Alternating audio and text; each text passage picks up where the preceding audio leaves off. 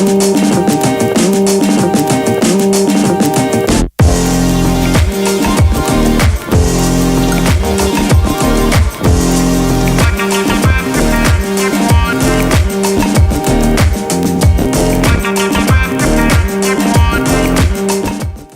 we have all these friends, family members, social media friends, and like people can't find one person that they feel comfortable with.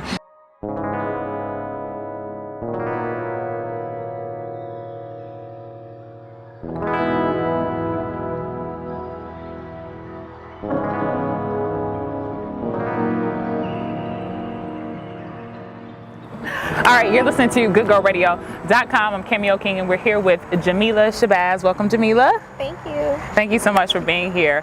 And I'm so happy to have you on. And I got connected with you through a friend from elementary school. And it's because you wrote, I want to sound all deep in journalism, you wrote a scathing article. No, but you wrote an article titled "A Good Girl with an STD." And before we get into really the depths of that article, the title alone says a lot. Why did you choose that title? Well, I chose the title because basically, like, people assume that people who get STDs are people who are promiscuous and who are like who sleep around and things like that. I was like, I'll use good girl because I'll show them that you don't have to like be promiscuous to catch something. It can be off one encounter. You can be raised well behaved, you know, things like that, and it can still happen to you.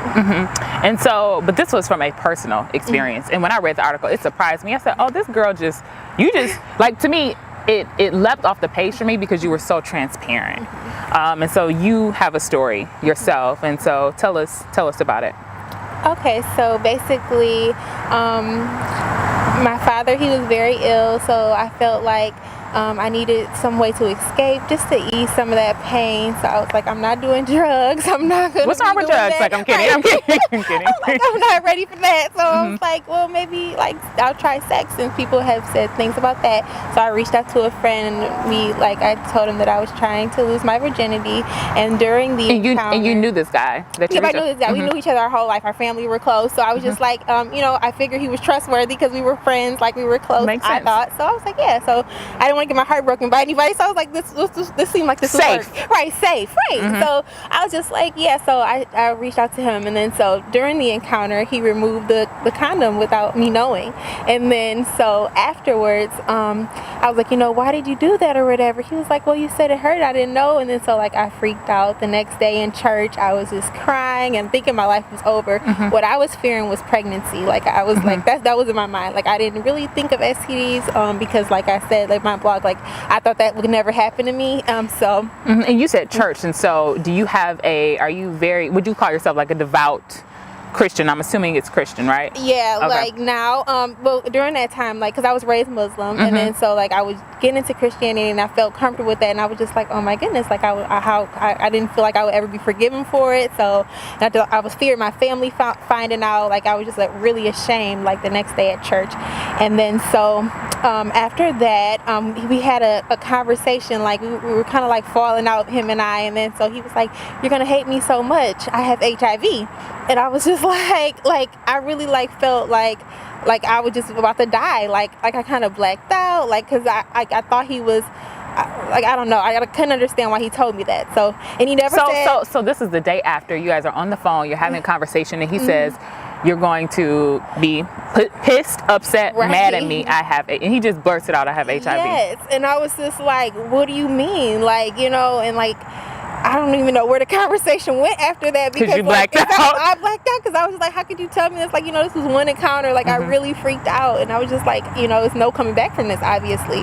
So, and I have a question too, because when I think of Christianity, one of the, I don't want to say hallmarks, but one of the things that people really talk about, especially when it comes to sex, is that you're not supposed to have sex before marriage. Right. And so when you decided to make this decision, and when you were in the act, were you able to enjoy enjoy it, or was like God like, hey, what you doing? What you doing? Exactly. Yes, I was very scared. Like I felt so wrong the whole time. Like obviously it was at night, and I was like, this is something like so out of character, and it was just like at the time I was like, it was so wrong, the whole thing. Like every time I passed by the house, because obviously it's in my neighborhood, I'm like, I can't believe that. Like that was so horrible. But yeah, so I felt horrible about it. That's why I was crying the next day in church because I just was like, I don't think I'll be forgiven for it.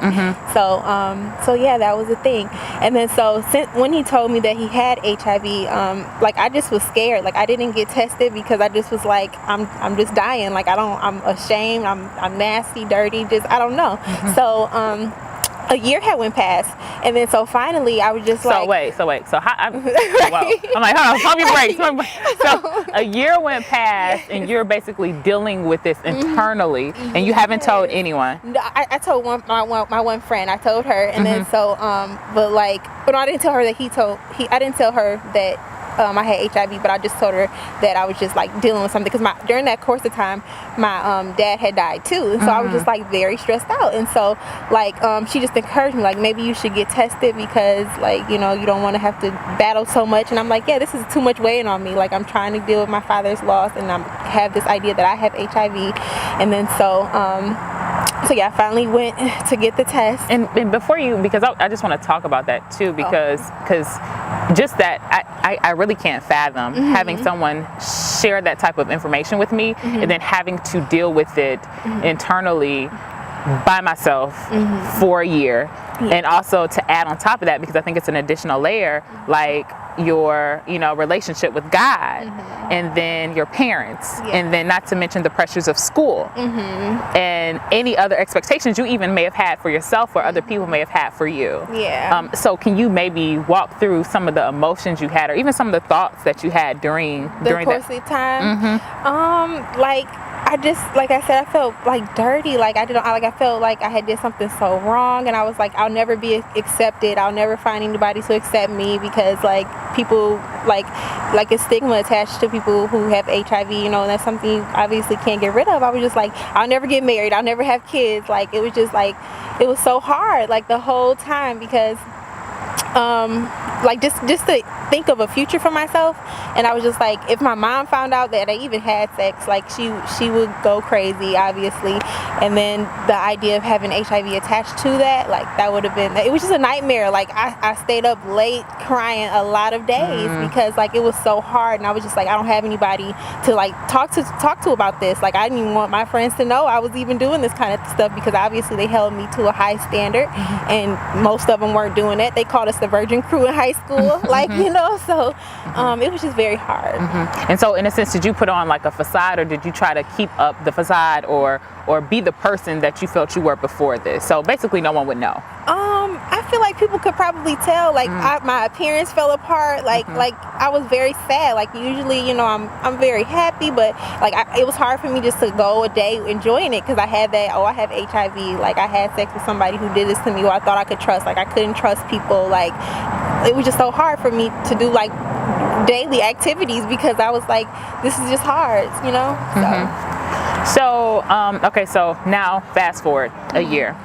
Yeah, so I went to go get the test, and like I was at work waiting for the call or whatever, and then so I got the call. The doctor, he was like, we have your results, and I was just like sweating at work, and then so he was like, I told him like, if it's anything permanent, can you not tell me because I can't, I'm at work right now. And then he didn't even acknowledge that. He just was like, okay, you have chlamydia. And I was like, and I still freaked out. Like he didn't, even though the HIV was negative, I still like lost it because I was just like although I knew that it was possible I had HIV, but I was kind of hoping like maybe it's just nothing because like I wasn't experiencing too many symptoms that I had read, of course. But yeah, so he informed me that I had chlamydia.